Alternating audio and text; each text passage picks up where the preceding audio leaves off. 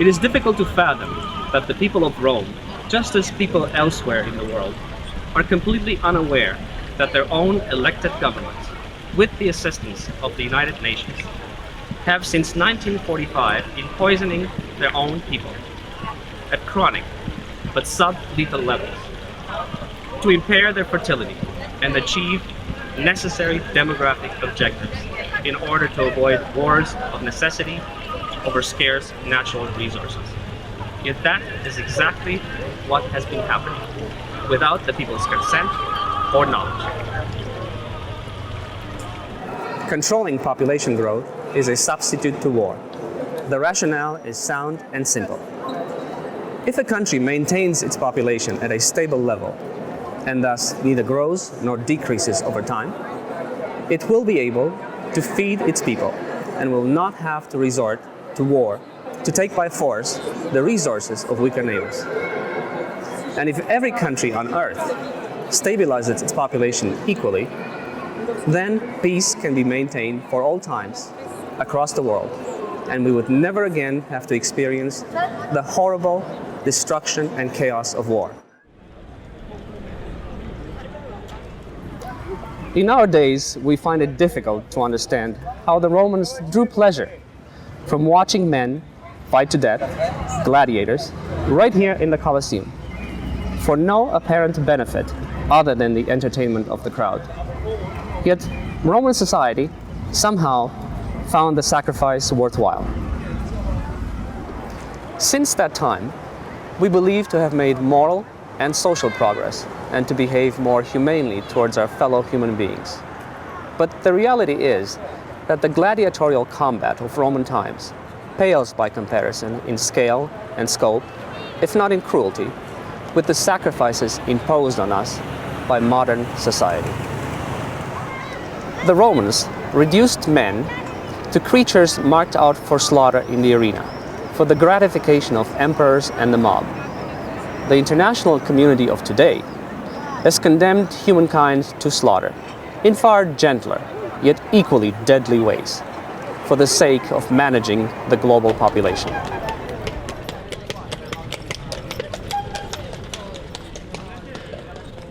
The faithful have gathered in Rome from the four corners of the world to witness the canonization of two previous popes and to pay homage to an institution they trust and respect, the Roman Catholic Church. They represent every Christian denomination under the sun, but it is not their faith that is their single and most striking common denominator. What ties them all together is that they are all victims of the global depopulation policy, a covert and secret program of population control that seeks to reduce the global population to a sustainable level and employs chemical and biological agents to undermine human fertility, as well as a variety of psychosocial and economic methods to subvert the family. The methods used by every country to control population growth have been dictated by the level of development and the existing infrastructure, as much as by political will or lack thereof, and have either been imposed by force and deception from the outside or adopted willingly by the governing elites of nation-states that have relied on the moral, technical, and monetary assistance of the United Nations, its agencies, and the greater international community.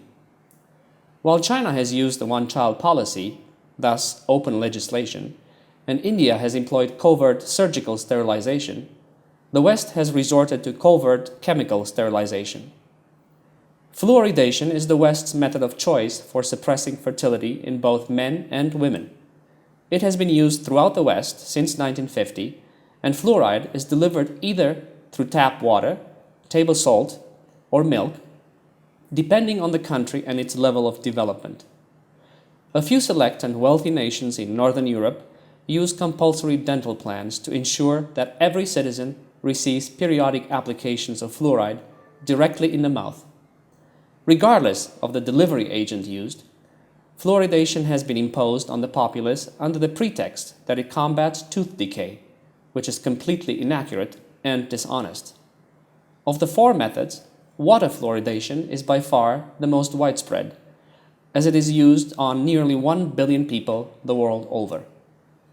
Water fluoridation, however, is only possible in places with a modern infrastructure of water treatment plants. And therefore, even in wealthy nations, it is only viable in cities that have at least 10,000 people.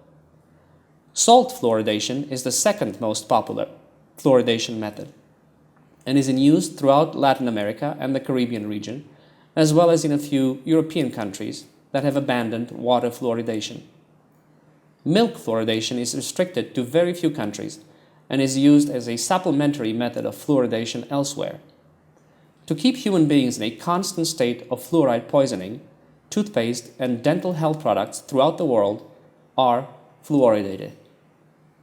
To close the loophole created by the modern habit of drinking bottled rather than tap water, the depopulation lobby has replaced glass with plastic bottling starting in 1980 and has used a specific fertility-depressing chemical called bisphenol A, BPA for short, to manufacture two kinds of plastics, polycarbonates and epoxy resins.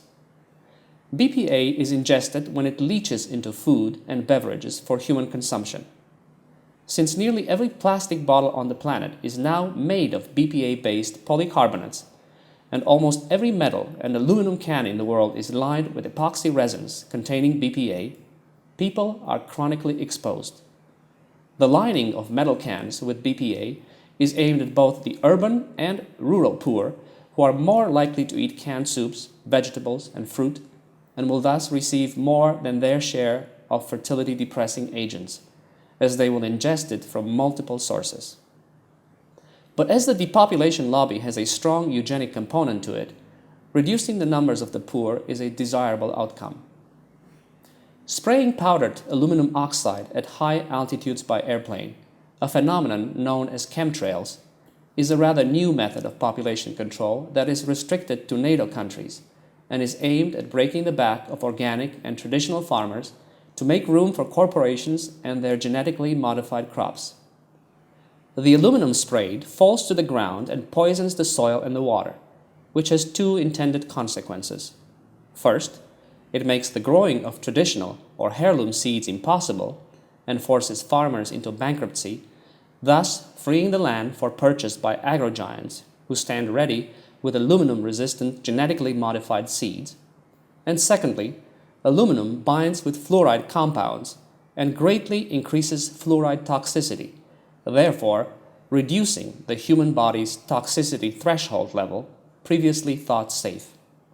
In other words, you can do far more damage to human health with aluminum fluoride than you can do with just fluoride, and you need less of it. That is why, for example, the spraying of aerosolized aluminum is far more prevalent on the western seaboard of Canada and the US, where tap water fluoridation is scarce and people ingest fluoride from bottled water and soft drinks as well as canned foods, but at lower levels than people whose tap water is fluoridated. Poor countries do not have water treatment plants and therefore cannot fluoridate their tap water. Salt fluoridation requires the political will and stability necessary to co-opt a select few politicians and bureaucrats. But Africa's political landscape is volatile and forever changing. And milk fluoridation is expensive and morally reprehensible as it targets innocent children through free milk school programs and sickens them when they're young and defenseless. African leaders, moreover, have largely resisted international pressure to poison their people. That is why the depopulation lobby has devised effective methods of population control for Africa specifically, and more recently for other poor and reluctant countries whose voluntary cooperation was impossible to gain. If the depopulation lobby could not control the number of people born into the world, then they would increase the number of people leaving this world. In other words, if they could not tackle the population problem at the front end of life by controlling fertility, they would and did tackle it at the back end of life by increasing morbidity and mortality. This was deemed necessary for Africa, which resisted any and all attempts at population control. The HIV/AIDS virus was specifically created for the sub-Saharan African population by a cooperative effort between Soviet and American scientists in the employ of their nation's military-industrial complexes. It was designed to do maximum damage by undermining the immune system and to have an affinity for people of color. It gradually achieved its intended goal once it was introduced into the bloodstreams of countless innocents in Africa, Brazil, and Haiti by the World Health Organization through its smallpox immunization program that ended in 1980.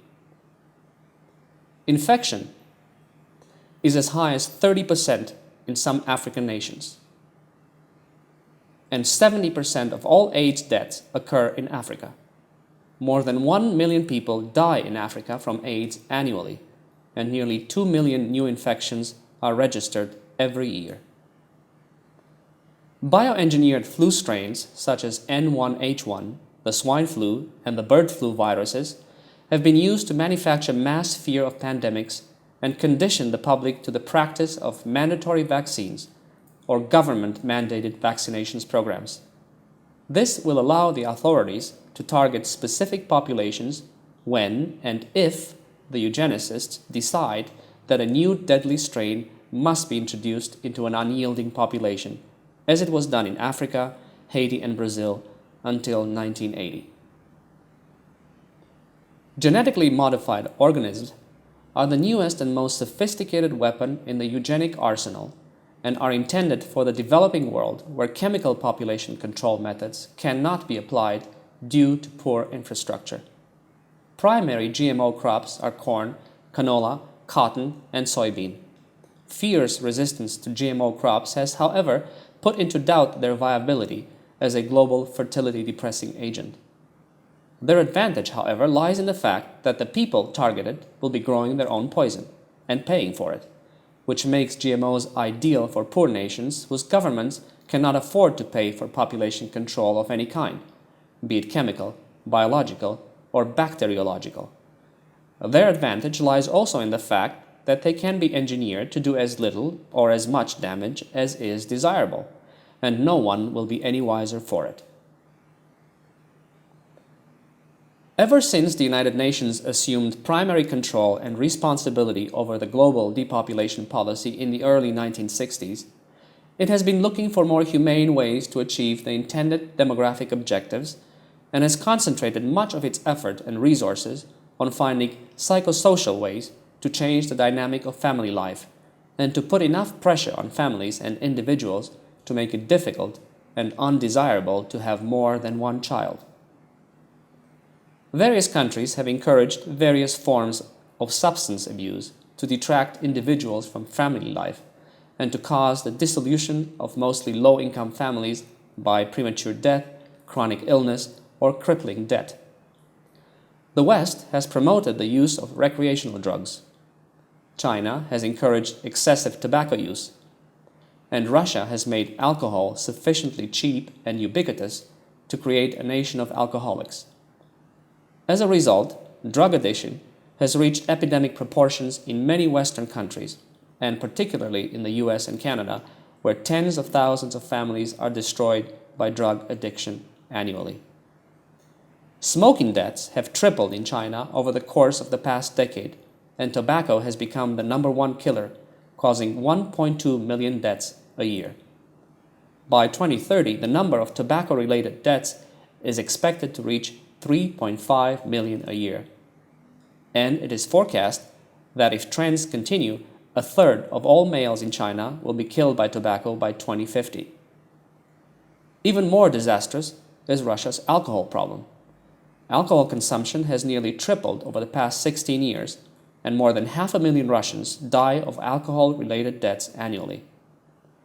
In no small part, due to alcohol abuse, the life expectancy of Russian males has dropped to 59 years, 17 years lower than their male counterparts in Western Europe.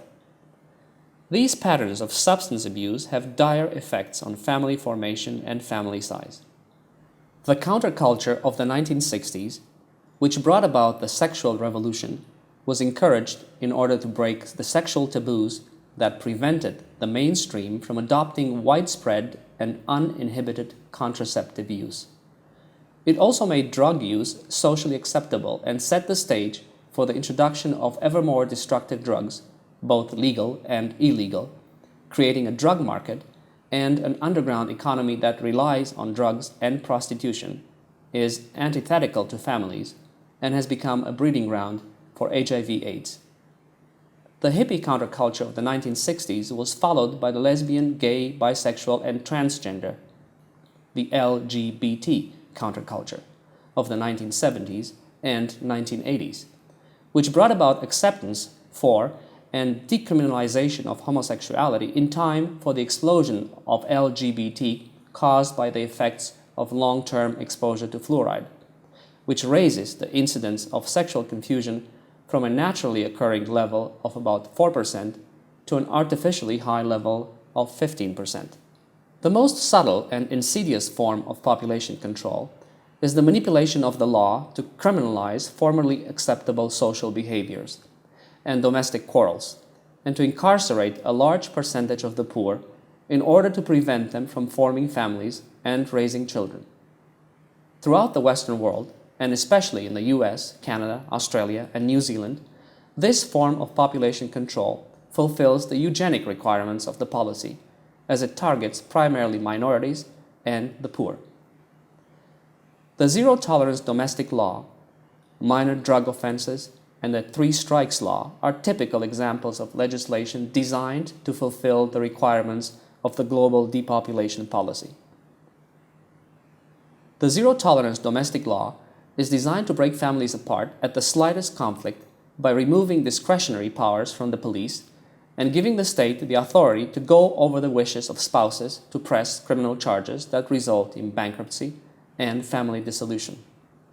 Conflicts that could be resolved in the privacy of homes within minutes or days are given the status of violent crime to destroy families, separate parents from children, and to transfer their wealth to the judicial class. The three strikes law mandates harsh sentences for anyone who has been convicted of 2 felonies and who, upon being convicted of a 3rd felony, faces life in prison. It was first applied in Washington State in 1993 and then in California in 1994 to compensate for their lack of fluoridation due to popular opposition, and then spread throughout the Western seaboard for the same reason. As a result of such eugenic laws, hundreds of thousands of families are broken apart annually in the English-speaking world as well as in several European countries. In the US, the judiciary has become the primary tool for eugenic objectives, giving America the dubious distinction of being the nation with the highest incarceration rate in the world, and also in history, at 743 adults behind bars per every 100,000 citizens. When people on correctional supervision and on house arrest are factored in, the US far surpasses even Stalinist Russia in the number and proportion of prisoners to the general population. Statistics also show that visible minorities bear the brunt of the incarceration mania that has gripped the United States and to a lesser extent much of the Western world. Canada ravages its native population by this method. Europe's statistics, as well as Australia's, are skewed by the fact that immigrants are held in separate detention centers and are not counted as imprisoned. Economic pressures are also used to create an environment that is hostile to families and especially to the raising of children. The United Nations' favorite method for reducing the number of children is women's participation in the workforce. In the name of poverty eradication, women's education and employment have been given the highest priority. To this end, women in the developing world are being encouraged to get educated and forced to leave their traditional place at home to seek employment. A working woman has less time for children and therefore less incentive to have children. A working woman will also delay childbearing to satisfy career ambitions or the demands of the labor market. But since women make up 51% of the global population, the steady influx of women into the labor market depresses wages worldwide at a time when unemployment is already a chronic problem the world over. This mass migration of women into the workforce is also displacing men economically, disrupting traditional patterns of life. confusing gender roles, and pitting men against women, all of which aid the cause of achieving smaller and fewer families. The demand for excessive and unnecessary credentials is the means by which entrance into the workforce is delayed in the developing world, so as to prevent young people from starting families early in life, when their biological clocks make them most fertile. The average age for women to have children in Europe and Japan is 29, while in the US it is 25. Throughout the developed world, women today have their children at least 4 years later than women in 1970. In the first half of the 20th century, when the population was not subjected to social engineering, European women had their children in their late teens and early 20s. By delaying entrance into the workforce, both men and women, an entire decade has been shaved off from women's childbearing years.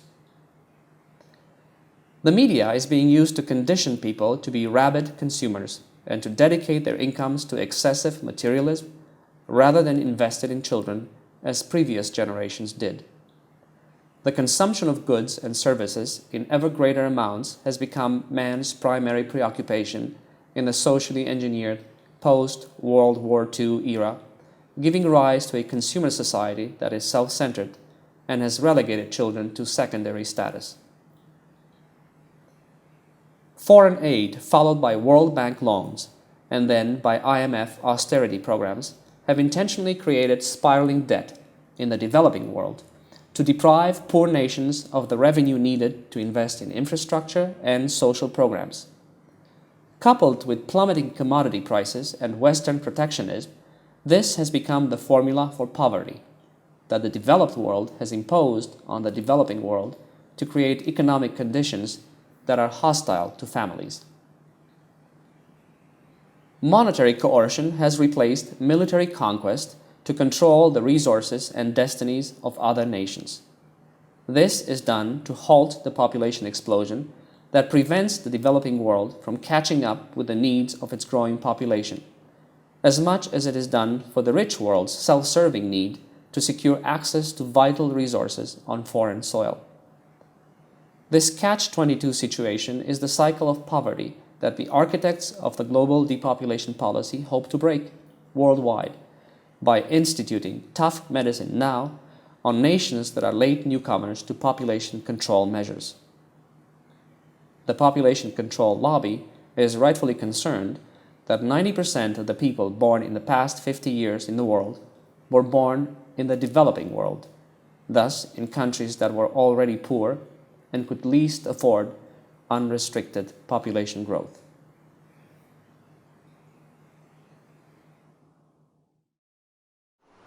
How can the Church claim moral authority over Christendom, while at the same time keep secret its knowledge of the world's greatest genocide? How could Pope after Pope since the early 1950s appear before their adoring worshippers to bless them and guide them through life, while knowing that each and every one of them is being slowly poisoned into extinction, and in the process irreparable harm is done to their health and well-being? These are questions that we'll hopefully be able to answer over the next few days here in Rome. For the time being, I want to say this to Pope Francis. There can be no church without people. There can be no humanity without compassion. There can be no trust without honesty. And there can be no faith without truth. Speak the truth, Pope Francis, and deliver us from evil. You have the ability. Use it. You have our trust. Honor it. Otherwise, Christ will have died in vain.